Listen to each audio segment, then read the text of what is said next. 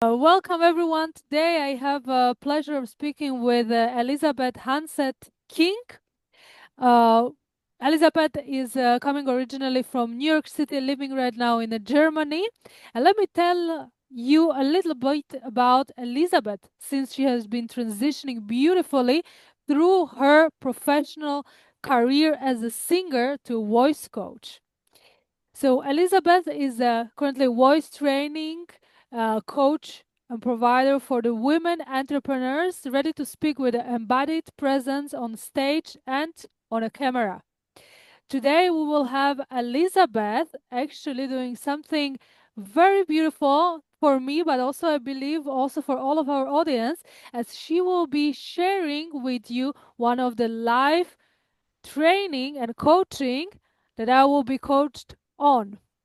So I would want, therefore, Elizabeth, before we start, to tell us just briefly a little bit about this transition through her career and maybe something, like a personal also. What are your personal points of view? What is your vision, Elizabeth, your philosophy when it comes to being a voice coach, and maybe what makes you a different in comparison to other voice coaches? Okay, well, thank you so much for the introduction. There's a lot of questions in there, so whatever I didn't address, you can ask me again. Yeah, so I was born in New York, grew up in California, and ever since I was very young, I always was singing. I always found some reason to record myself. I made my brother and my sister do performances with me. I always knew that performance was always something that I enjoyed. And a turning point was when my dad said to me, if you love it so much, why don't you get a degree in it? And I'd never thought about that. That hadn't occurred to me. So I had my bachelor's of music at UC Irvine. And after I toured for a couple years, I wasn't sure what I wanted to do with singing. In the States, it's very difficult to figure out if you can't make money at it, what do you do? So I stopped for 5 years, and eventually the passion didn't leave me alone and I had to keep going. And as the universe works in your favor when you have a desire, I sang at a Christmas party. Someone picked me out who was a voice teacher and said, you have potential, you should start singing. And then I fell in love with opera. So I started singing opera, and it's the most amazing, expansive experience for your body, especially, this type of singing. There's all kinds of singing that are amazing for the mind, for the emotions, for the brain, for everything. But this type of singing moves so much oxygen and energy through the body. I even saw an interview with the actress. She played the part of Maria Callas, and she had to learn how to sing opera, right? What's her name? I'm spacing out on her name right now. Wasn't You can cut this Angelina part out. Jolie actually Angelina the Jolie. one? Because Yes. exactly when you said just opera, everything that came to me, I was just thinking about what she said about the singing. Also, like taking all that emotions out of from our body and putting it out. I cannot sing myself, so for everyone to know, when I was dancing, I was forbidden to sing. I was just allowed to open my mouth. Okay, but luckily I can speak. Okay, so singing is not. But maybe I will try it. But I don't think anyone would love to hear it. But Well, we this is the thing, is that singing is not just for performance. And in our society, we look at singing as something that's only performative, that's something that you do for other people. But it's something that you can do for yourself. And the Africans have a saying, if you can walk, you can dance. If you can talk, you can sing. Doesn't mean that you're supposed to make a record and make money from it. But singing is correct. something totally natural for us as beings, as humans, right? So same thing as speaking. Speaking is storytelling, passing down information, passing down heritage and traditions. It's just something that's totally natural for us. And so if we get in touch with that again, that's something that is an integral part of who we are as human beings. And it speaks to us, just like music unites us. We have an innate feeling for speaking and for music because it's something that's really natural to us. We just have to get back to it. So my philosophy, as you're saying, is basically that everyone has a story to tell. Everyone has a desire in their heart that needs to be heard. We all have something to share. And speaking is one way of sharing it. Singing is another way. Dance. I admire dancing so much because that is storytelling. That is making pictures. It's art in physical form, right? And you're also giving energy out to the audience. And something inside of you moves when you see the dancers move. It's something that it just triggers our amygdala, it triggers our innate sense of who we are as human beings, which is why we love it so much, right? And we can admire so much when someone is able to take it to a level where it creates art, but it's something that's Absolutely. totally natural. So yeah, and I had this feeling inside of me at the time. I had a massage practice and I did that for 13 years. And at the same time, I was doing singing on the side. I always was singing. I had at least 2 to 3 lessons a week. I was singing every single day. Maybe I had one day of a break, but lots and lots, thousands of hours of training and practicing and using the voice. And finally, I decided that I wanted to make my hobby a profession. So I took the leap of faith and I followed my dream because my other philosophy is I don't want to have any regrets. And if you don't go for something, and at the end of the day, woulda, coulda, shoulda is not the philosophy that I want to go to the grave with. I want to know that I did my best. I tried everything. Even if I fail, I know that I gave it my best. And through that, I'm still learning something. I still gather the learning from whatever it is that I've done. So in our society, we're so focused on the end result, but we forget that, going through a thing is also, that's part of the learning. And that leads you to what your ultimate purpose is. It may not be that thing, but it leads you to what your ultimate purpose is. Right. So I left the States and I came to Germany. I only had a few thousand. I had my suitcases and my boxes of music with me, and I did my first audition. And from that point forward, I basically got one after the next. It was residency in Germany. Mm-hmm. You have to have one contract after the next. You have to have 60 days of uninterrupted work. You're not allowed Mm-hmm. to, then you can't apply for a permanent residency. And that became a goal. So I used that to help me push forward and not make Wow. excuses and to just keep going, You're because I know a lot of faithful in Americans it. that come here and yeah, it's difficult. It's like I learned German when I came here. Within a year or so, I could speak German.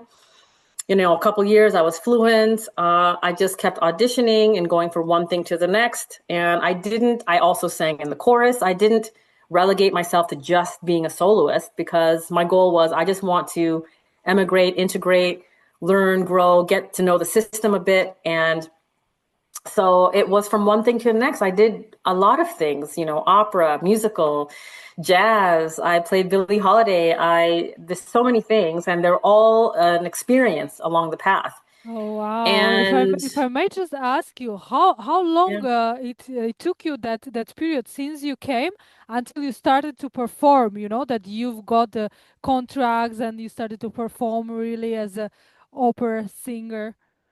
it took me literally 2 months. I had the first contract. Wow! I started. It was Wow! yeah. I did an audition. And that was 2011. I came December 31st, 2010. Hmm. And the first contract started, I think, was February or March of 2011. And from that point forward, that was like a 3 month thing. April, May, June, probably March is probably when I started. And I was just like a replacement for someone who was out on maternity leave. But that gave me a chance to, get started with singing. And I didn't speak German at the time. That very first contract, I can still remember, not really understanding much. Then getting the next, and then you network and you find out, oh, this theater needs this and that. And yeah, I just went from one theater to the next. It was kind of crazy. Yeah. How amazing journey! Thank you so much for sharing this with everyone.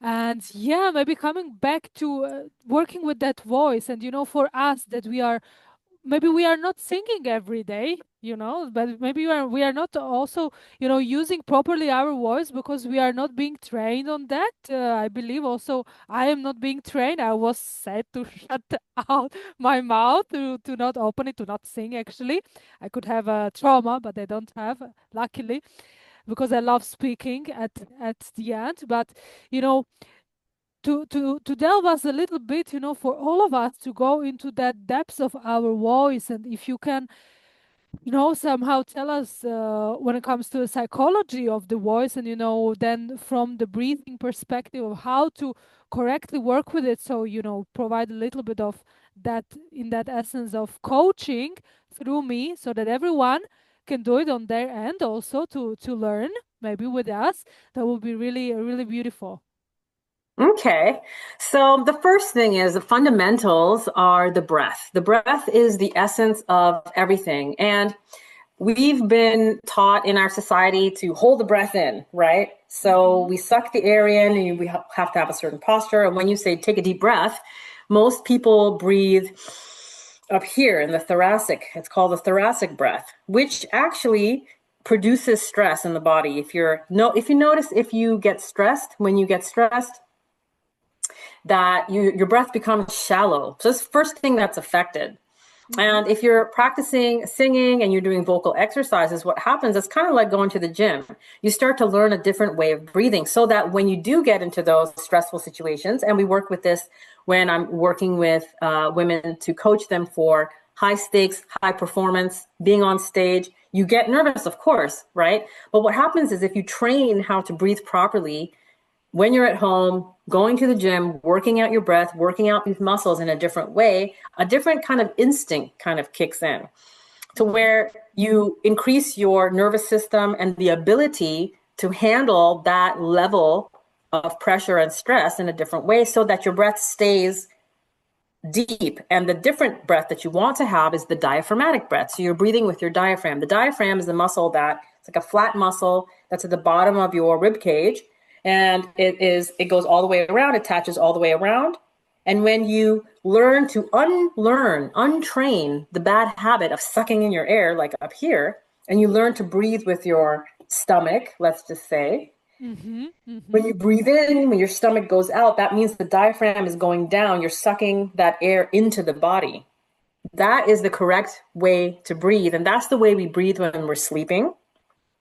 And Ah, this type yes, of yes, I diaphragmatic understand. breath, this triggers the parasympathetic nervous system. So it puts us into rest and digest instead of fight and flight.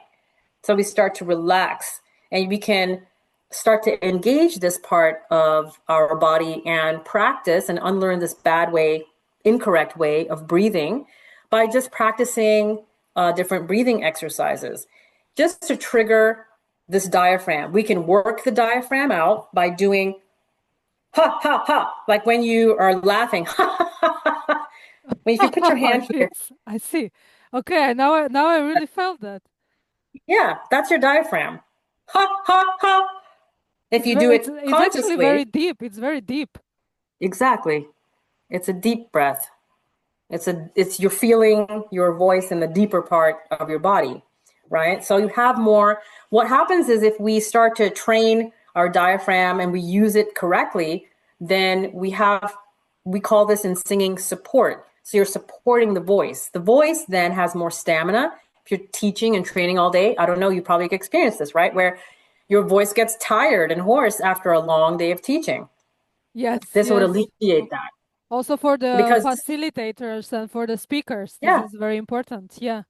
exactly. For trainers, if you're training all day long, if you don't know how to, if you don't train the diaphragm and train the intercostal muscles, this is all part of your support for the voice, right? And the same thing goes for speaking then. Mm-hmm. If you Mm-hmm. have those muscles that are trained, the muscles then have flexibility. You breathe in, the rib cage expands out, and then you have this, it's like a cushion then for Mm-hmm. also, the second thing is creating projection outward. So you're able to project your voice.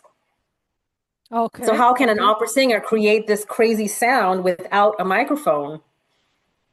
Right? It's a combination of the support of this cushion Uh-huh. and knowing how to combine that coordination is what it is with the vocal folds, with the voice box, with the vocal cords, That are right? So you have like in our throat. Yeah. yeah, exactly. So if you touch your throat, you can feel when you swallow, that thing moves up and down. That's like the housing for your vocal cords. The cords are inside of that. And that's moving up and down, right? It's inside. That's your voice box. in Mm-hmm. layman's Mm-hmm. Mm-hmm. terms. So, Yeah, based on what you are saying, we are supposed to therefore course correct us in working more with that cushion, how you call that muscle? That that is is called the diaphragm. diaphragm. Yes. Okay. Yeah, That is in that inner and lower part of the body, apart from working mainly through our throat. Right? exactly. Okay. Exactly. So if you're producing sound that has support and this cushion underneath it, then when you're speaking, you have more stamina, more projection. You're able to have more range as well with your Mm-hmm. voice. Mm-hmm. So you're not just speaking in a flat and breathing and speaking just from here up. You're speaking with your entire body then. It has more energy underneath it as well, Absolutely. right? So, can we do some sort of a exercise so that everyone can try it out? This ha ha ha was very good. I Sure. already was Yeah. laughing with you. Maybe we can do that or something also else. I will do whatever Yeah. you want me to do. Okay. That sounds cool. So Okay. what you want to do, if you take your fingers and just kind of like press it here in the, you'll feel at the end of your rib cage kind of comes together like this, right? Mm-hmm. And they meet in the middle, right? And then Yes. it goes into the round part and it goes to the back. If you just put your fingers here, sometimes I do like, the Italian hand. And if you just put it right here, right Yeah. in the middle, Yeah. and you do exactly that. Either you do ha, ha, ha, try to just do it from your stomach, ha, ha, and you're kind of Uh, seeing your hand go out a little bit just to activate it and to locate where it feels, where it is. Okay. Ha, ha, Ha ha, ha ha. ha ha. Yes. Ha ha ha. I see. It's going up, of course. Yeah, that was much better than the first time. Ha, ha. And try to now relax your tongue so that it's flat in the back of your throat and feel like there's like a hot potato in the back and you're saying ha, ha, Ah. ha, ha, Ah. ha, Ha ha. ha ha ha. Yeah, that was a nice sound. Wow. Keep it low. Even so you're like ha, ha, ha, you're up here right now. Go ha, ha, ha. Ha ha ha. Yeah, it's a Wow. little bit lower. Wow. Wow. Yeah. Wow. Wow. Yeah. Wow. So another exercise you can do is just say the S, just say S. When you say S, you'll notice that as soon as you do that, your hand is going to activate. It's like an activation that happens when you say S. Yes. And what you can do is you can do staccato, which would be S, S, S, S, S. So you're doing like S, S, S, S, S, and you're pushing each one when you say S, or you can also just hold the S for an extended period of time. And both of those, one of them helps to activate the diaphragm, and the other one is training you to not use all of your air all at once and collapse the lungs. When you, for example, you want to go for as long as you can. I'll show you what that sounds like. And Mm-hmm. what we need to do is I'm going to change the sound. You should be able to hear sound continually as I say, okay? Mm-hmm. Mm-hmm. Recommend for studio high fidelity. Okay, live performance. Okay, my sound for musicians is on, so you should be able to hear the continuation of the S the entire time. Let me know if you can hear that. It sounds like this. So what I do is you push all the air out, and then you breathe in, you let the air in, and then you say, Mm-hmm. Mm-hmm. I've heard everything correctly. Yes, I've heard you well. Okay. I will do it. I I'm see. still going with the S. Did you hear that? Yes, yes, yes, yes. You have it still. You're continuing with that S. Mm-hmm. Mm-hmm. Okay, so what you want to do is see how long you can hold that S.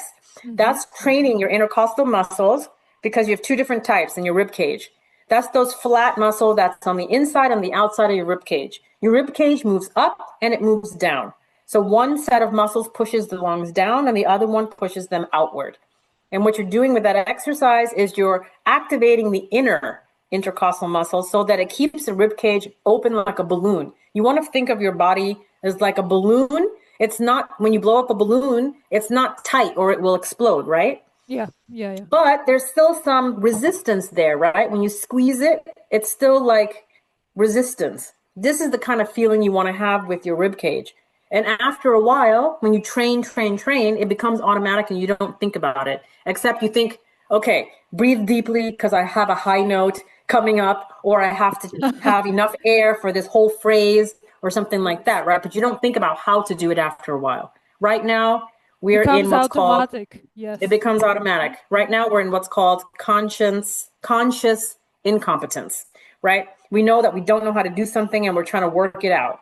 At Yeah, yeah, some yeah. point, it Then we becomes then we can. unconscious competent. Yes, yes. We will do it automatically. Absolutely. Exactly. And So try correctly. now and see what you feel. See how long you can hold that S. And you want to just think of your rib cage like you're resisting it collapsing. Because if the balloon were to collapse, you would go, and all of the air would leave, right? But the S is really great because it makes you have to keep the air going. So try that and see what it feels like. Okay, so once again, just to repeat it, also for me and for everyone, we will take a deep breath. Yes.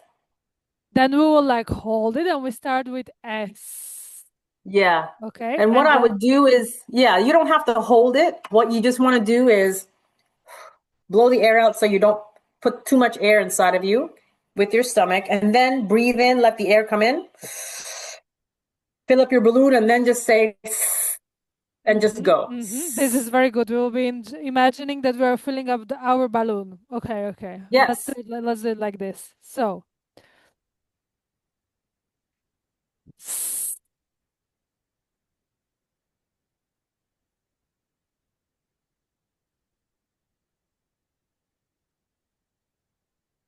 Now resist. You're going to feel like, oh, I'm running out of air, but resist the air running out by pushing and activating those intercostal muscles. oh, whew. Wow, wow, wow. This is It's a good. Yeah, yeah, workout. yeah. I can feel it. I can feel it. And Whew. for our listeners, if you know how to do, you look at that green shield at the top, that check with the check mark. If you change your audio settings to original sound for musicians is off, then your audience will be able to hear you holding that. Let Because me what have a that look. does is it stops the noise canceling. Normally, Zoom will cancel out any kind of noise in the background. But in this case, that's a noise that we do want to hear. So you want to do original sound Let me get for, into it because okay, I will say can I you hear can my sound? Okay, that means that the I echo can is hear you. not being canceled. I can Okay. hear you. I Now I can hear want you you. to, okay, perfect. Now I want you to do a little humming. Or just hold one note out, and I want to see if I'll be able to hear you. Mhm, mhm, mhm.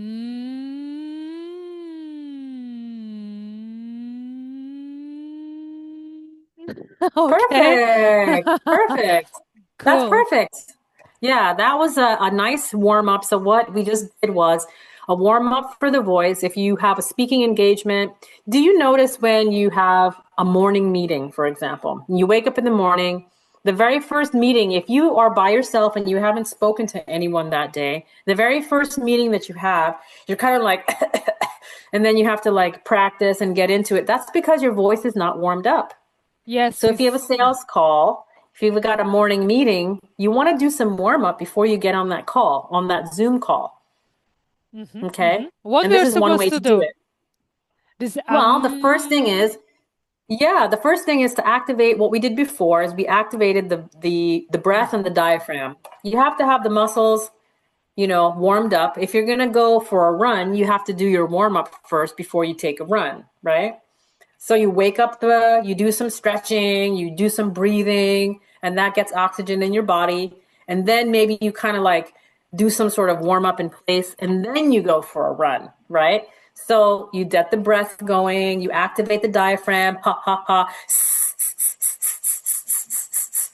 right? You got the diaphragm going. And then what you can do is you can just do very light hums. The lips are very relaxed. Mm. You're not pressing, you're not doing anything. It's kind of like imagine you're just like, very relaxed, comfortable sound. Something Hmm. feels yummy. This is a very cozy blanket. Hmm. Yes. Mm. Okay, now that Cool. sounds really cozy. Very cozy. Yeah, right? Cool. And then experiment a little bit more where it's going from the deeper part of your body. Mm. Mm.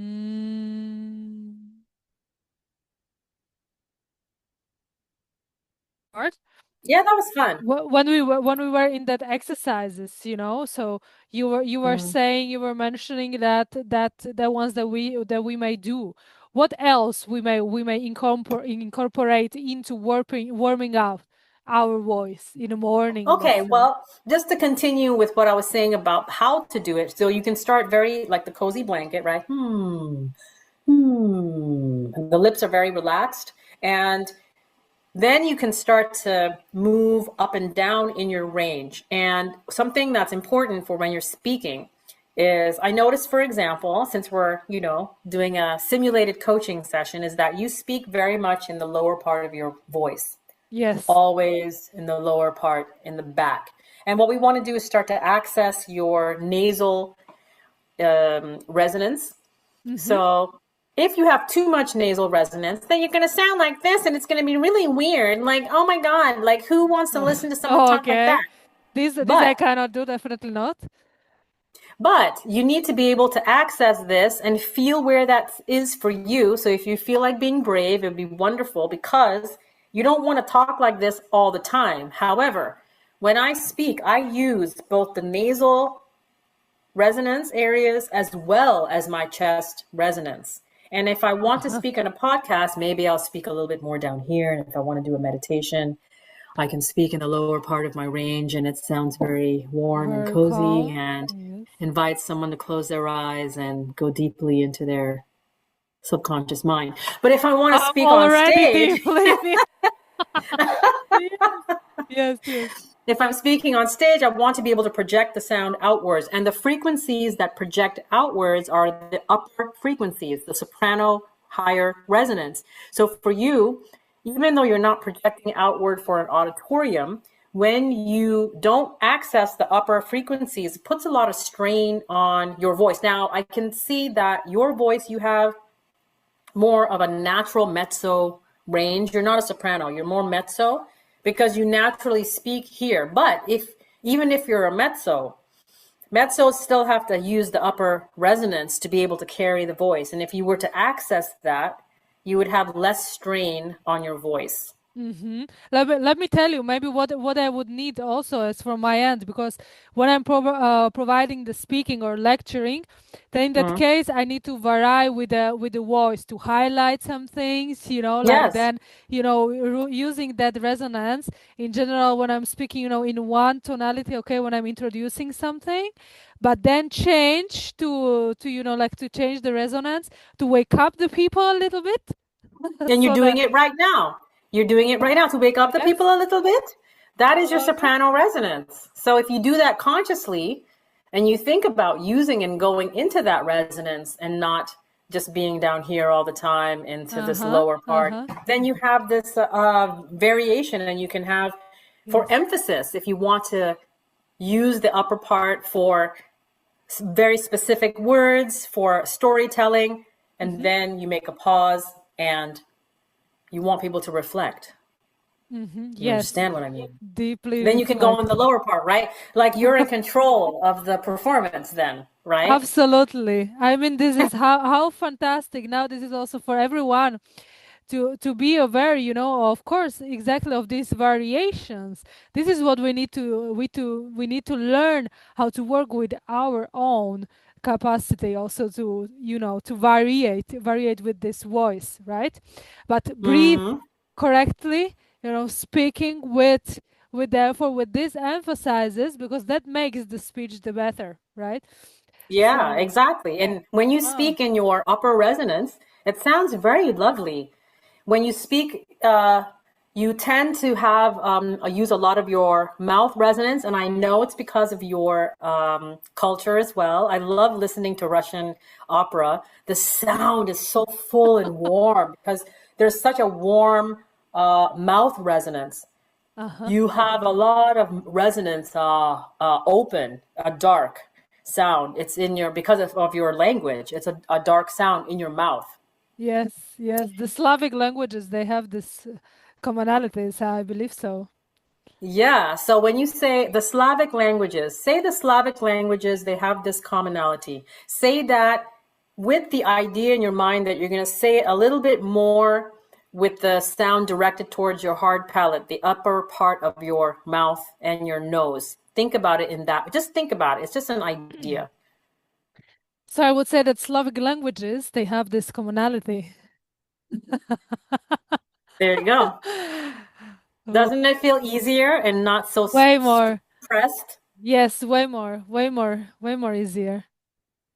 So you did it, you Oh. went back again. So you have to practice deliberately. It's for you, it's going to be conscious incompetence. You have to practice consciously thinking about putting your voice in a different place. After a while, it'll start to feel natural. But what feels natural right now is really hard on your voice. You're pressing down. Yes, it's very it's very Mm-hmm, inside, mm-hmm, mm-hmm. right? So you Yes. want to think of it's like in the inside of your mouth on the lower gums and the back of the throat. You want to think of it now like at the upper part of your mouth. You're directing the sound more towards the upper palate. So like where your thumb would go inside here Uh-huh. and your nasal passages. When I direct my sound, see, I'm not speaking Mickey Mouse, but there's more of this nasal resonance, right? Try it again. Absolutely. So what I was saying that yeah, this is typical for Slavic languages and that we are using it usually in our countries.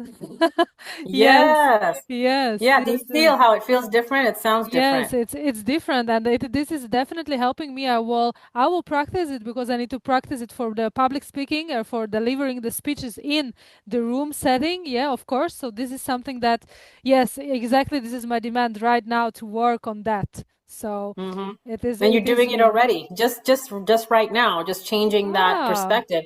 It really sounds beautiful. Your audience can give you some feedback. It sounds really, really nice. Like there's variation in the tone and it feels light. It feels bouncy and light and vibrant and okay, I want to engage. I want to listen. I'm not concerned then about, oh, it sounds pressed. Like what happens is that we transfer energy to our audience. If we feel pressed, they they will. will. It's Yes. sympathetic resonance. Hmm. Sound, music, it's sympathetic resonance. So they won't know why they feel uncomfortable or feel pressed or feel stressed or whatever, Hmm. but that's a distraction from your message and from what you want to deliver because their body is Yes. kind of like, you know, if someone's Yeah. on stage, like this will happen also with me. If I hear someone that I hear them singing, my body will react because it's reacting to, I'm like, oh, they're pressing, it's tight. It's hard for me to listen to someone with when they're not speaking correctly. Like I just, my body reacts. Like I can Yeah, feel it. we are emotional beings, you know, so absolutely. Yeah. You directly you it transforms and transmutes, yes. So through us. Hmm. True. Yeah, and you're doing better already. So just keep practicing. Think about upper part as opposed to lower, not in your throat, but that the Hmm. sound is going up, upper part. And you can still go down there, but be conscious that you're doing it, right? It's like you're doing it on purpose for a reason. If I want to go down here, I can speak like this, but I'm not going to speak like this the whole time because then people would fall asleep. Yes, I don't want them. I want them to be up, up, up. Okay, Yeah. very, very cool, very cool. And this is for, therefore, thank you so much for this practice. It was, like it was beautiful to coach me and to how to work within my voice. So which is very beneficial for me. Also, maybe this is for some people that you are in a treatment where I'm having the braces. So I'm having still my orthodontic treatment. Still, it is a little bit better than it was before, way better. But yes, I'm although also speaking through this and with this, which is a little bit of limitation, right? To the pronouncing and to working with the voice. So maybe this is also for the people, for everyone, also in the treatment, but in general also for the people who are not having this treatment, for everyone on, delivering, working with the voice, delivering the speeches, working with, facilitating the events, or being the trainer professional, being even the in a preparation to a singing maybe for the audience, or to saying something publicly, so that you know how to use your voice and your tonality, how to better exercise. And that is what Elizabeth is doing. So today we had a short extract of her wonderful work. Thank you so And this much is for it. only, you're welcome. This is only one part of what I do. The entire method, it's called the AHA method. It's so the Awakened Huntress Authority method. And this method is, it's not just about the voice. It's about the internal voice. It's about your mindset. It's for high level women who are already in their entrepreneurship and want to up level their game.